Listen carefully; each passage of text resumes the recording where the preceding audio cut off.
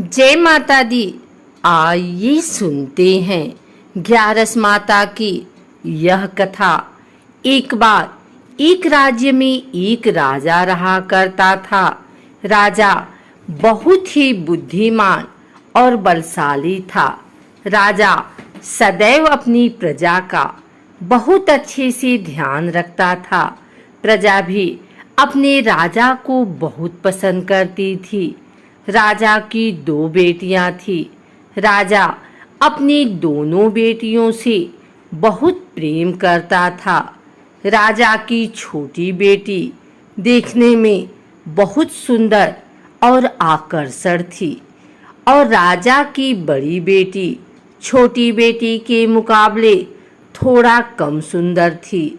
राजा की छोटी बेटी ग्यारस माता की पूजा किया करती थी और सभी लोग राजा की छोटी बेटी से बहुत प्रेम करते थे और बहुत प्रशंसा किया करते थे। राजा भी अपनी छोटी बेटी को बड़ी बेटी से अधिक प्रेम करता था, जिस कारण राजा की बड़ी बेटी को अपनी छोटी बहन से बहुत नफरत होने लगी। राजा की दोनों बेटियां जब बड़ी हो गई तब एक पड़ोस राज्य में रहने वाला राजकुमार राजा की बड़ी बेटी के लिए रिश्ता लेकर आया। लेकिन जैसे ही उस राजकुमार की नज़र राजा की छोटी बेटी पर पड़ी तो वह राजकुमार राजा की छोटी बेटी पर आकर्षण हो गया और उससे पहली नज़र में प्रेम कर बैठा। उस राजकुमार ने राजा की बड़ी बेटी के साथ विवाह करने से मना कर दिया और उसने राजा से कहा कि मैं आपकी छोटी बेटी से विवाह करना चाहता हूँ।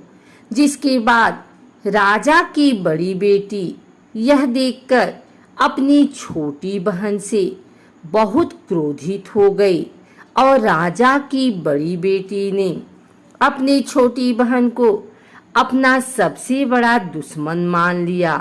राजा की बड़ी बेटी ने अपनी छोटी बहन से बदला लेने का निर्णय लिया, जिसके लिए उसने अपनी छोटी बहन को जान से मारने का प्लान बनाया। राजा की बड़ी बेटी ने अपनी छोटी बहन को मारने के लिए सबसे पहले एक लड्डू में जहर मिलाकर अपनी छोटी बहन को दे दिया और उसको लड्डू खाने के लिए कहा। लेकिन लड्डू खाने के बाद भी छोटी बहन को कुछ नहीं हुआ। बड़ी बहन यह देखकर बहुत आश्चर्यचकित हो गई, लेकिन बड़ी बहन ने हार नहीं मानी और उसने जब रात में छोटी बहन अपने कमरे में सो रही थी तब एक मटके में सांप रखकर उसे कमरे में छोड़ दिया। लेकिन सांप भी छोटी बहन का कुछ नहीं कर पाया। जिसके बाद बड़ी बहन ने अपनी छोटी बहन से कहा कि चलो हम लोग कुएं में से पानी भर कर लाते हैं। जिसके लिए वह अपनी छोटी बहन को पानी भरने के बहाने कुएं के पास ले गई और उसने अपनी छोटी बहन को कुएं में धक्का दे दिया। लेकिन छोटी बहन को तब भी कुछ नहीं हुआ, क्योंकि हर बार ग्यारस माता उसकी रक्षा कर रही थी और उधर बड़ी बहन अपने सारे प्रयासों के बाद असफल हो रही थी, जिससे वह बहुत क्रोधित होती जा रही थी।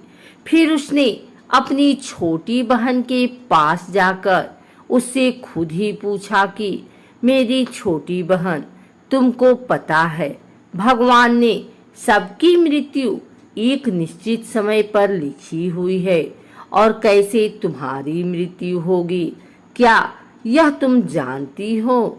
तब छोटी बहन ने अपनी बड़ी बहन को बताया कि हाँ, मैं तो जानती हूँ मेरी मृत्यु कैसे होगी। छोटी बहन से यह सुनकर बड़ी बहन मन ही मन बहुत प्रसन्न होने लगी और उसने अपनी छोटी बहन से कहा कि तो मुझे अपनी मृत्यु का राज बताओ। छोटी बहन ने अपनी बड़ी बहन से कहा कि मेरी मृत्यु तो एक तोते में है, जो तोते के गले में एक हार है, उससे मेरी मृत्यु होगी।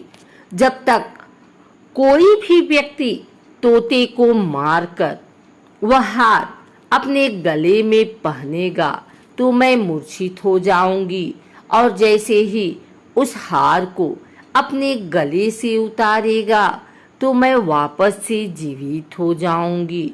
अपनी छोटी बहन की मृत्यु का राज जानकर बड़ी बहन बहुत ही खुश हो गई और उसने अपनी छोटी बहन को मारने के लिए उसके पालतू तोते को ढूंढना शुरू कर दिया। और छोटी बहन को इस बात का आभास हो गया था कि कोई उसकी जान लेना चाहता है, जिसके लिए वह अपने पिताजी के पास गई और उसने अपने पिताजी से कहा कि पिताजी, मेरी मृत्यु के बाद आप मुझे जलाइएगा मत, बल्कि आप मुझे अपनी पुरानी वाली हवेली में एक पलंग में लिटाकर छोड़ दीजिएगा। अपनी छोटी लड़की की यह बात सुनकर राजा बहुत आश्चर्यचकित हुए। राजा ने अपनी छोटी बेटी से पूछा, बेटी तुम यह क्या कह रही हो? तब राजा की छोटी बेटी ने बताया, पिताजी समय किसी के लिए नहीं रुका है, कब क्या हो जाए किसी को कुछ पता नहीं है। और फिर राजा ने अपनी छोटी बेटी से कहा कि तुम ऐसी बातें क्यों कर रही हो? 2-3 दिन में तो तुम्हारा विवाह है। लेकिन छोटी बेटी ने अपने पिताजी को ऐसा करने पर मजबूर कर दिया और उनसे वचन ले लिया। राजा ने भी अपनी छोटी बेटी की बात स्वीकार कर ली और 2-3 दिनों के बाद जब शादी का समय आया तब राजकुमार बारात लेकर राजा के घर आया और राजकुमार और राजा की छोटी बेटी का विवाह शुरू हो गया। जैसे ही राजा की छोटी बेटी राजकुमार के साथ फेरे लेना शुरू करती है, उसकी बड़ी बहन अपनी छोटी बहन के कमरे में जाकर उसके तोते को पकड़ लेती है और उसको जान से मार देती है। तोते के गले में जो हार था उसको अपने गले में धारण कर लेती है। जैसे ही बड़ी बहन उस हार को अपने गले में धारण करती है, उधर छोटी बहन 3.5 ही फेरे ले पाती है और वहीं पर बेहोश होकर गिर जाती है। जिसके बाद राजा ने बड़े दर्द हकीमों को बुलाया और अपनी छोटी बेटी का इलाज करने के लिए कहा। राजा की बात सुनकर वैद्य ने छोटी बेटी को जब चेक किया तो राजा को बताया कि आपकी छोटी बेटी ना तो जीवित है और ना ही मरी हुई है। यह मैं ऐसा पहली बार देख रहा हूँ। राजा ने वैद्य और हकीम को यह बात बाहर बताने से मना कर दिया और उनको कहा कि अगर तुमने यह बात किसी को बाहर बताई तो हम तुम्हें फांसी दे देंगे। राजा ने अपनी छोटी बेटी को पुराने महल में ले जाकर एक पलंग पर लिटा दिया और वहां पर कुछ सैनिकों को तैनात कर दिया। वापस अपने महल पर आ गया। राजा की बड़ी बेटी अपने पिताजी के पास आई और कहने लगी कि पिताजी, अगर यह शादी संपन्न नहीं हुई तो आपकी इज्जत का क्या होगा? आप कहें तो मैं आपकी इज्जत बचाने के लिए राजकुमार से शादी करने के लिए तैयार हूँ। जिसके बाद राजा ने अपनी बड़ी बेटी की बात मान ली और राजा ने बड़ी बेटी को छोटी बेटी के कपड़े पहनाकर मंडप पर भेज दिया। लेकिन राजकुमार यह जान गया कि राजा की छोटी बेटी नहीं है, बल्कि यह राजा की बड़ी बेटी है। लेकिन जब राजकुमार ने शादी करने से मना किया तो सभी लोगों ने राजकुमार को विवश करके राजा की बड़ी बेटी से बचे हुए फेरों को संपन्न करा दिया और विवाह करवा दिया। जिसके बाद राजकुमार राजा की बड़ी बेटी को अपने महल ले गया। राजकुमार राजा की बड़ी बेटी से ना तो बात करता था, न ही उसको पसंद करता था और ना ही उसके आसपास भटकता था। और राजकुमार ने यह फैसला लिया कि वह अपनी प्रेमिका को ढूंढ कर रहेगा और यह जानकर रहेगा कि उसके साथ हुआ क्या है। एक दिन राजकुमार अपने घोड़े पर सवार होकर राजा के पुराने महल के पास पहुंच गया, जहां पर उसने कुछ सैनिकों को देखा। महल के पास पहुंचकर राजकुमार ने जब महल को ध्यान से देखा तो वह समझ गया कि यह तो हमारे ससुर जी का महल है। तब राजकुमार ने सैनिकों से पूछा, तुम लोग यहाँ क्या कर रहे हो और इस महल के अंदर उस पलंग में कौन लेटा है? जिसके बाद सैनिकों ने बताया कि यहाँ पर राजा की छोटी बेटी लेटी है। यह सुनकर राजकुमार बहुत प्रसन्न हो गया और वह तुरंत अपनी प्रेमिका के पास पहुंच गया और उसकी सेवा करने लगा। जैसे ही रात हुई तो राजा की छोटी बेटी उठकर खड़ी हो गई। राजकुमार यह देखकर बहुत खुश हो गया और उसने अपनी प्रेमिका से पूछा कि तुम यहाँ क्या कर रही हो? तुम मेरे साथ मेरे घर चलो। राजा की छोटी बेटी ने राजकुमार को सारी बातें बता दी कि मेरी जान एक तोते में बसी थी और मैंने यह बात सिर्फ अपनी बड़ी बहन को बताया था और मुझे पता है कि उसने ही मुझे मारने का प्रयास किया है। उसके पास एक हार है जिसको वह सुबह पहन लेती है और रात को उतार देती है।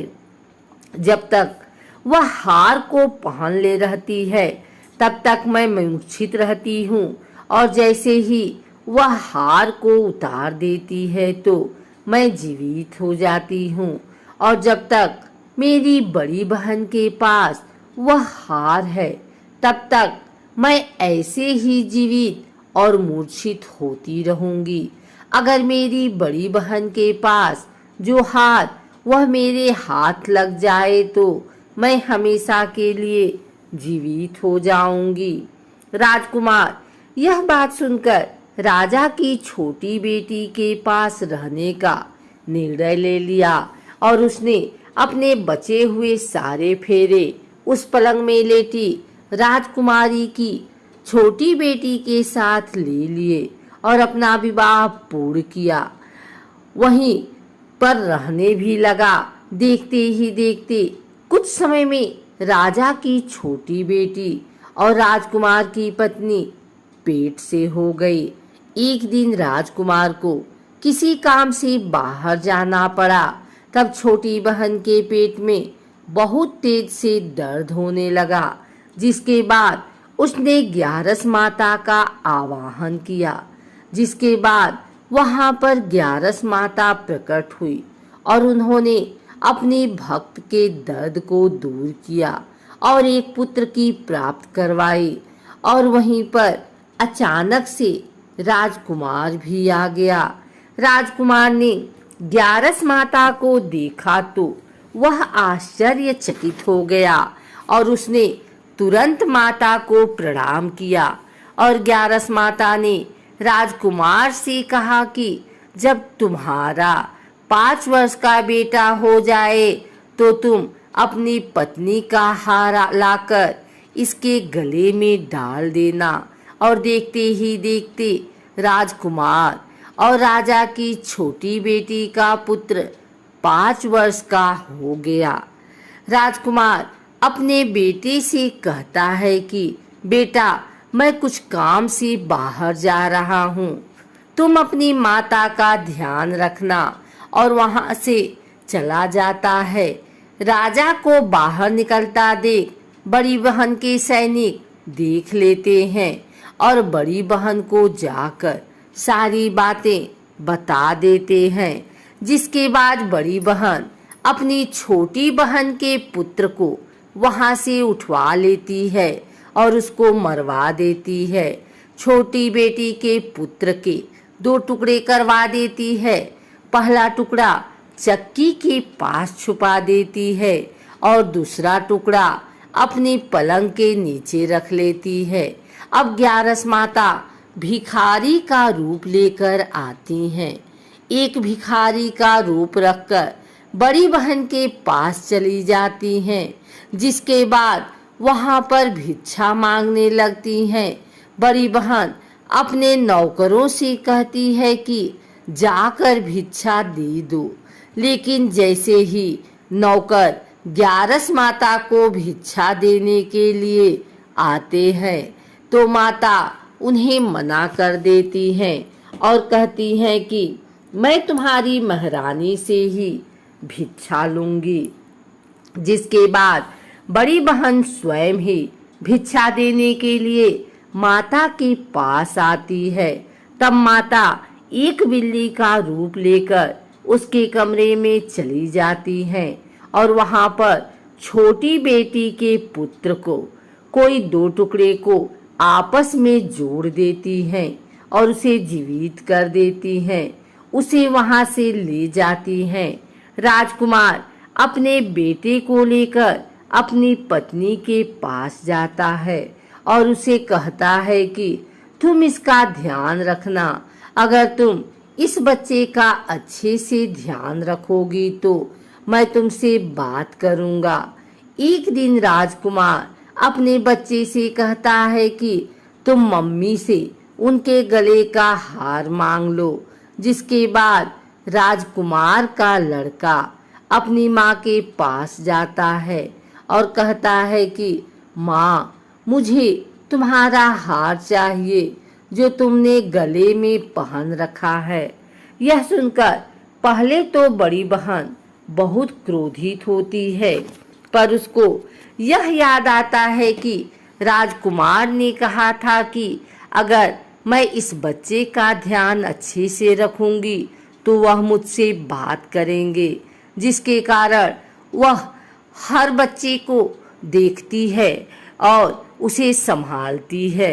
वह तुरंत हार को ले जाकर अपने पिताजी को दे देता है और तभी राजकुमार अपने बेटे को लेकर वहां से जाने लगता है और अपनी पत्नी से कहता है कि तुम हमारे लिए खाना बनाकर रखना, मैं शाम को आकर तुम्हारे साथ खाना खाऊंगा।